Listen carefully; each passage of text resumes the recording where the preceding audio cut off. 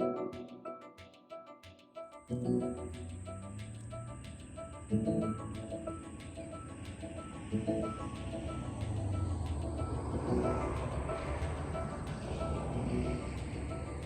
everyone, I'm Rita Rose here.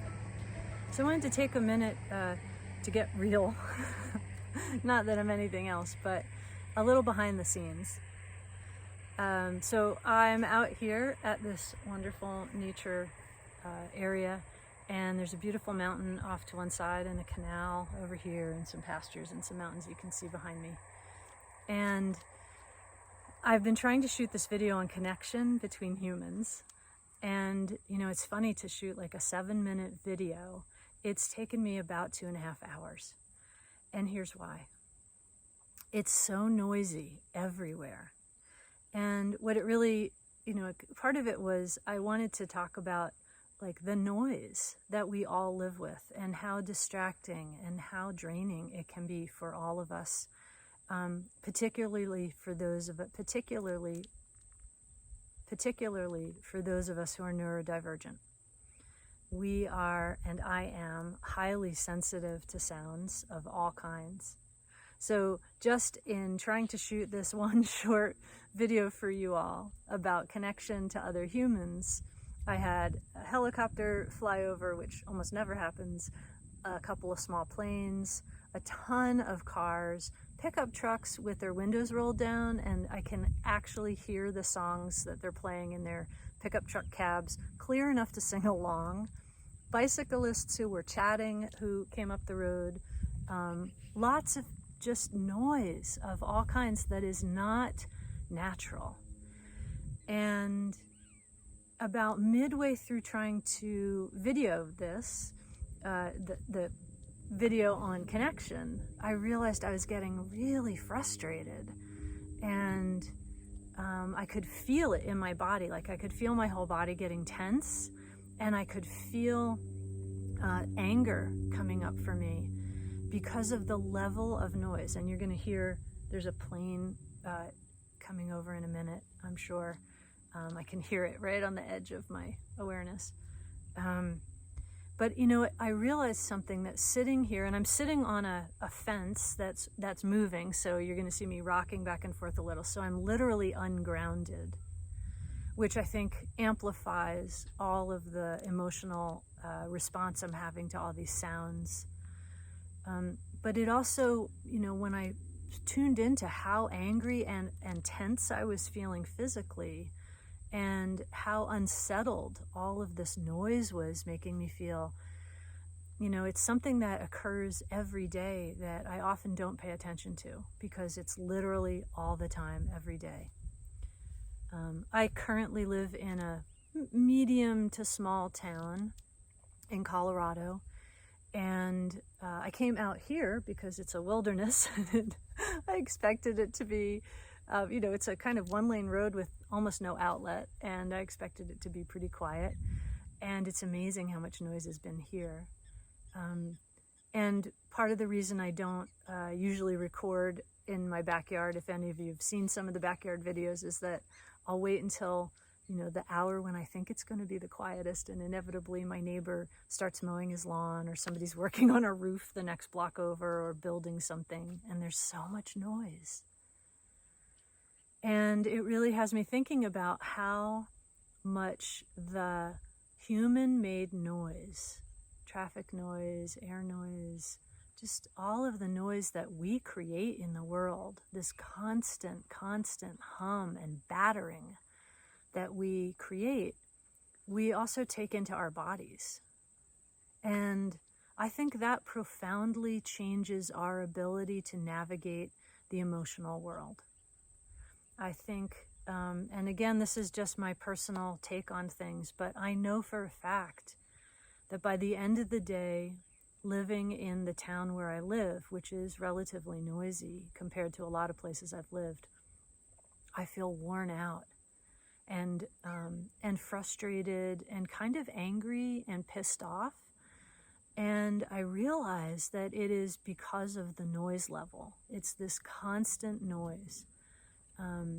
I have 3 different sets of earphones that have noise canceling qualities, and I have 3 different sets because they each work better for certain situations. I have this set, which I also use for recording so that you all can hear me well over whatever noise shows up. I have another set that I use that are a Jabra set that are a little bigger, but they're really good for when I go to events, conferences, things like that, where there's a low hum of conversation in a large room, and they do a great job of cutting out that low hum so I can actually hear the speaker. And I have a third set that works really well for concerts and music and things like that because it lowers the decibel level for me. So I save my hearing, which I'm quite enamored of, but it also means I can actually hear the music better and it sounds better. So for loud concerts, I use that set. But I think the point of me sitting on a moving fence talking about how sound affects us is that I think we don't really think about how sound affects us very often. And it's really amazing when you get yourself out in a place and, trying to shoot this video, the flip side of having all of these sounds coming through is that there are moments like this.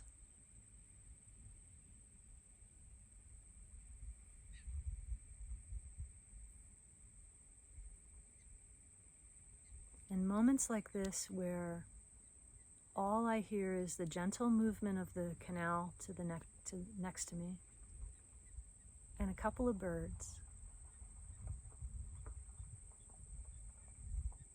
And now as you listen, you'll hear a car from across the road coming down the gravel.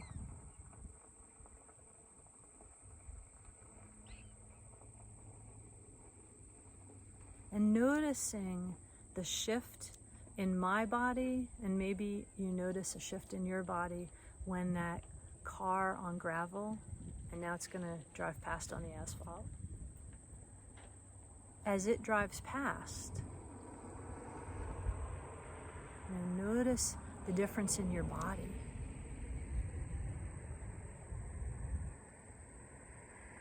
And as it gets out of range, we start to notice again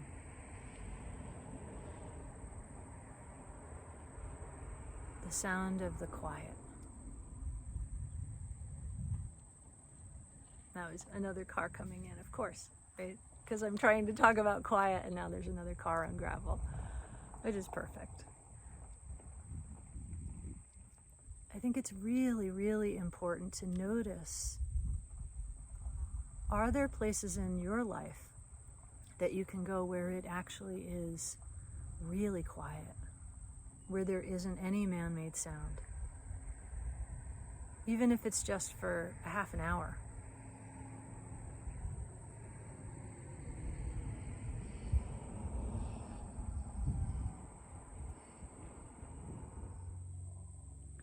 I want to invite you in the next week to look for a place where you find true quiet. It might be outside, it might be inside. If you can find a place outside where all you hear is natural nature sounds, right? Water, wind, birds, maybe some squirrels. And notice what happens when you allow yourself to sit in that space, in that kind of quiet. Because it's very different from silence. Right? It's very easy to find silence if you sit in a room with the windows closed and the door shut. And you notice the sound of your own breathing, maybe the sound of your own heart. That's silence. But to sit in an area outside where it's quiet. And by quiet, right now what I mean is a lack of human sounds. Like the car coming.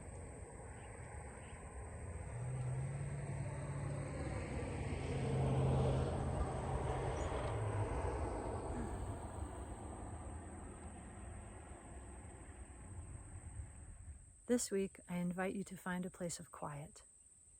Not silent, but quiet. Maybe you hear some wind water, birds, much like this place right now, in this moment. And what happens if you allow yourself 30 minutes of quiet? What do you notice it changes for you? How does your mood shift? How does your body shift? I'm Amrita Rose. This is An Unstoppable Life.